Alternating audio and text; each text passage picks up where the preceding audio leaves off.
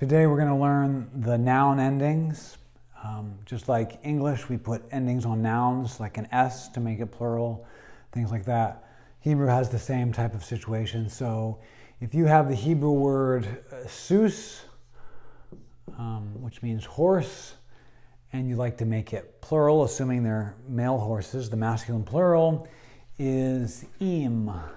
So you get a hirik yod that work together as one vowel to say the E sound, and then a final mem, and that together, im, is the masculine plural. So here you'd have horses or perhaps stallions since they're masculine. So fortunately, the masculine singular has no ending. So you've got sus, a horse, and susim, horses. Now, if you want to put it in the construct state, which just means ownership, the way we do an apostrophe S, in Hebrew, just having two nouns next to each other, the first one is owned by the second. So if we said sus melech, mem, lamed, final kaf, sus melech is a horse of a king. That's how they do genitive. They just, an ownership. They just put two nouns next to each other. Now, if you wanted to say a horse of kings, multiple kings, then of course you just add the hirik yod and the final mem. Now, of course, since this kaf is no longer final, no longer the last letter, we have to change it to a normal kaf. So, sus melakim, a horse of kings. Now, if we want to make this plural, this is in the constructs form, which means it's owned by something else. It has a different plural. So if we wanted to say horses of kings, then we would put just a sere yod on the end of that. And that's just the masculine plural, but it's the construct form, meaning it's owned by something. So whenever the owner is plural, it's going to get this masculine plural. Whenever the thing owned is masculine plural, it's going to get this. So susei melakim, horses of kings. I don't know how multiple kings could own the same horses, but just say they did. Horses of kings. Now, in Hebrew, when you have two nouns in this construction, where one owns the second one, it functions as one unit, which means that unit is either definite or indefinite. So you either have horses of kings or the horses of the kings. You cannot have one being definite with a the and one not being definite. The point is, it's either definite or indefinite, the whole thing. So they put the definite article on the absolute form, the owner.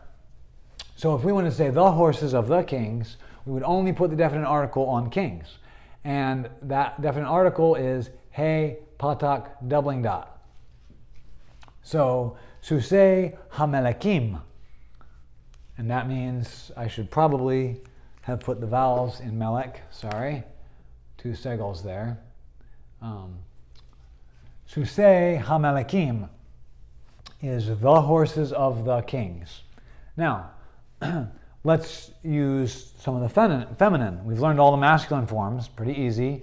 There's really only two to learn because the masculine singular, whether it's construct or absolute, there's no ending.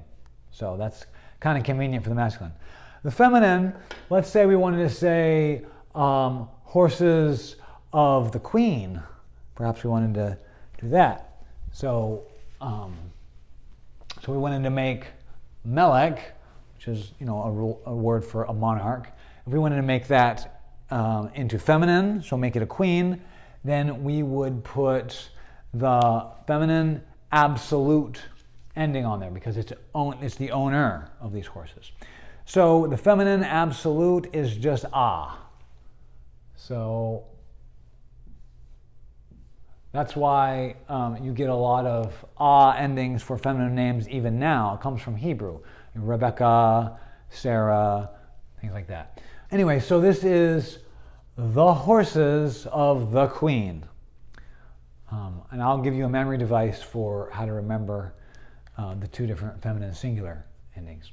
Now, let's say you wanted to say queens plural. The plural ending for feminine is oat. So you say hamele coat. That's a holem vav. You might want to think of it like that. That helps you remember that's a holem vav. Functions as one noun. You get a vav and a holem. Hamele coat. That is the feminine plural. So this says susei hamelakot, the horses, because remember, article here applies to the whole thing, the horses of the queens. So pretty simple. Now, if we wanted to say the mares of the queens, make this plural, make this feminine, not stallion but mare, it's conveniently for us, it's the same ending. Feminine plural, there's only one feminine plural. So you've got just same situation, holem vav, and a tal. So susot, hamelakot, the horses, the mares, the feminine horses, the mares of the queens. And now there's only one form left to learn, and that is the feminine singular construct, so the thing owned. And the hey is a feminine ending, and the tal is the feminine ending. So it's just a tal, and it's just at with a patak. So if this is singular, susat hamelakot, the mare of the queens. The mare, feminine singular, of the queens, feminine plural. So that's all the noun endings. It's really not that difficult. Let's use some different words just to reinforce it a little bit. Let's use land. Okay, so edits. And this is a final tzade. Edits hamelek.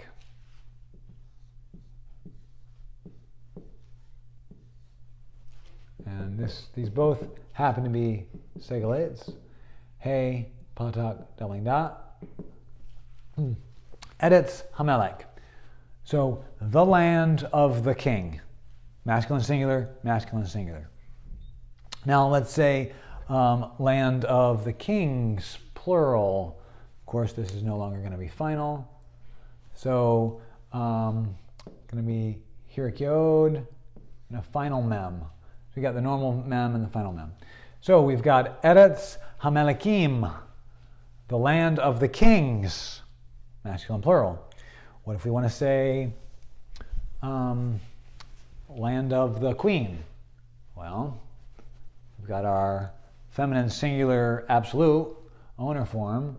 It's just a komate. Eretz Hamelekah, the land of the queen. Remember, anytime two nouns are owning, the definite marker is only on this one, but they both get it. In English, we put it on both, but in Hebrew, they just put it on this. So the land of the queen. And if you want to say queens, of course, just like above, Hamelekot, Eretz Hamelekot, the land of the queens. Now, Eretz, I chose it because it starts with an aleph, which is a guttural letter, and it's really hard to put a doubling dot in a guttural letter. It's a glottal stop, so it's hard to go twice in a row. So this letter is not going to accept the doubling dot. So if you put an article on this, let's just get rid of this for a moment. If you try to put an article on this, just land, the land, what's going to happen is it wants to do, hey, patak doubling dot, but because the aleph rejects it, this vowel is going to get lengthened. So I like to think of it as the doubling dot tries to go in but can't, and it bounces back, and lengthens that vowel. It's not really a big deal if you see this at the beginning and you're like, I don't know, it seems like that should be a patak, it seems like that should have a doubling dot, whatever, I still know it says the land. So don't stress over those things, but just notice if it's in front of a guttural, which is going to be aleph, ayin, hey, and chet, and sometimes resh. So this, but anyway, so this is called compensatory lengthening, and it helps you to know that when the vowels lengthen, they stay in their same vowel class. That's part of why we learned vowel classes. But anyway, the point is here that this is the land, and the vowel is a little different and no doubling dot. Not a big deal. Try to remember that if you can. But what is a big deal is that some nouns are just feminine, and you just have to learn those individually. They just naturally are, in their normal state, they are feminine. Land is one of those. Essentially, every culture in the ancient world except Egypt, their word for land is feminine because they think of it as the sky inseminates the ground with rain, and the ground gives birth to plants and things. So that's why most cultures except Egypt, because they didn't get rain, they got Nile flooding, but most cultures thought of the sky as masculine and the earth as feminine. You know, you get that a little bit in our culture with Mother Earth. You've heard people say things like that. But anyway, the point is that land is feminine, so if you want to make it plural, you don't say eretzim. Because the word is feminine, we have to put a feminine plural on. So if you want to say the lands, we have to say eretzot, because land is feminine. You know, the thing is though, if you ever forget that, and you put a masculine plural ending on this word, nobody's going to care. And if you ever see a noun and you're like, that's weird that this is feminine, maybe you didn't know land was feminine. But either way, I know that's a feminine plural ending, so this is lands. And you'll find out other words. You'll discover this, and you'll be like, well, they got feminine plural ending, so I guess that word is feminine. There's a few like that. Not every noun being feminine is connected to actual femininity. Masculine and feminine are also grammatical categories that have nothing to do with gender.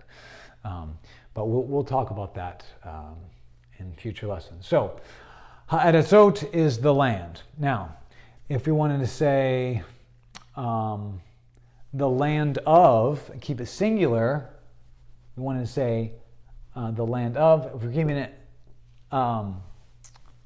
technically a feminine construct singular would be at. My red's not doing too good, but would be at. And if it's construct, it's not going to get the article. So, eretzat melech, or something. Eretzat melech, a land of a king. So that's it. That's all the endings. It's really simple. There's not that many. There's only 8 forms, and 2 of them, there's no ending to learn, the masculine and singular. And the feminine plurals, those are both the same. So that really boils it down to there's only 6 forms you need to learn. And they're so common. You see them so much. I mean, the name of God is always plural, so Elohim. By the way, you can't build a case that has something to do with the Trinity. Because the concept of deity is such a big concept. Sometimes large concepts are just plural, like mathematics. It's not really more than one mathematic, it's just a large concept, and so we make it plural. All languages, or many languages, do that, so Hebrew does that. So the point is, you're going to see these endings, you're going to see things ending in im. You've heard of, we say cherubim in English, but it's cherubim, cherubs, plural. You're going to see these over and over and over again on every noun, these 6 different forms. It's 8, but 2 of them are repeats. So you're going to see these forms so much that it's going to become pretty simple. And I have one last thing to teach, and that is a way to remember the feminine singular forms. Because they are, part of the reason why they're hard to remember is because they're more rare and you don't get the reinforcement. So it's kind of a silly memory device, but you've got Susat, Hameleka, the mare of the queen. Here's what you can think of. Feminine absolute, the owner, is going to be, a queen is going to own a lot of things, right? So you might say, the queen, right? Okay, so that can help you remember that. And if it's a woman who is owned, she's a slave, she is aught but a slave. Aught but a slave girl, something like that. So that can help you just remember, wait, which one is the absolute, which one's the construct?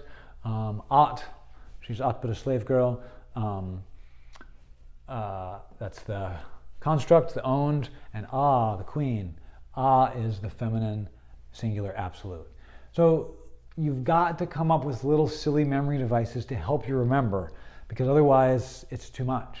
You can't just do rote memorization for all these vocab words, all these endings. You just can't do it. No one can do it. I mean, yeah, there are some geniuses who could do that, but the average person cannot do that. A normal person cannot do that. So every vocab word, try to think of some little something to help you remember your vocab words, to help you remember your endings. At the beginning, you got to do that even with the letters and the vowels.